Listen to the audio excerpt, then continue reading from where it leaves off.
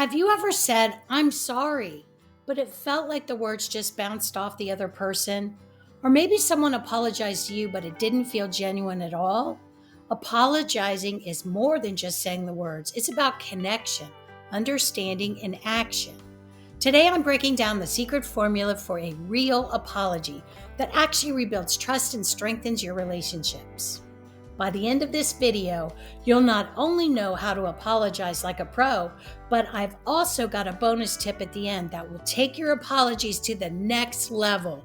Let's dive in. Step 1. Acknowledge what you did wrong and be specific. A vague apology like, "I'm sorry for whatever I did," won't fix anything. Instead, focus on exactly what happened. For example, instead of saying, "Sorry if I hurt you," say, "I'm sorry I interrupted you during the meeting. That was rude and dismissive." Specificity shows the other person that you're fully aware of your actions and how they impacted them. It builds the foundation of trust because it proves you are paying attention. Step 2. Own your actions and don't make excuses. Phrases like, "I was stressed," or "you made me react that way," completely undermine your apology. They shift the blame and make it about you instead of the other person's feelings.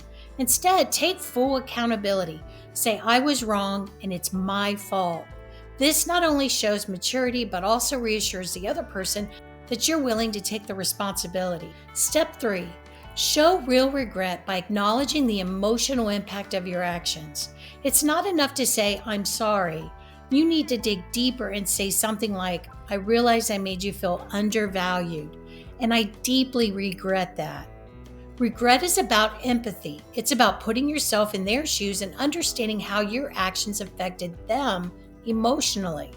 This step transforms a hollow apology into a heartfelt one. Step 4. Make it right. Words without actions are meaningless. Apologizing doesn't just stop at saying sorry, it requires follow through. For example, if you broke someone's trust by canceling plans last minute, say, "I'll make sure to communicate better moving forward and I'll be there for you next time." This step shows you're serious about learning from your mistakes.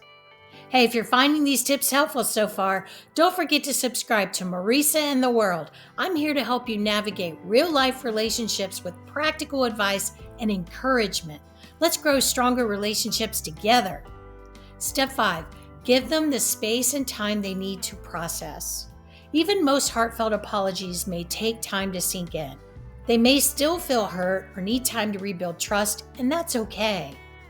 Respecting their boundaries and allowing them to heal shows emotional intelligence and real commitment to repairing the relationship. And now for the bonus tip I promised. Don't let the apology be a one and done event. Follow up in a few days or weeks to see how the person's feeling. This could be as simple as saying, "I just wanted to check in and make sure you're okay after our conversation." Following up shows you care about the relationship beyond the moment of the apology. It's a powerful way to rebuild connection and trust. So there you have it, the 5 steps to a genuine, heartfelt apology that rebuilds trust and strengthens relationship. If you enjoyed this video, hit that subscribe button for more real-life advice on love, relationships, and personal growth. And tell me in the comments, what's the most memorable apology you've given or received? Let's learn from each other.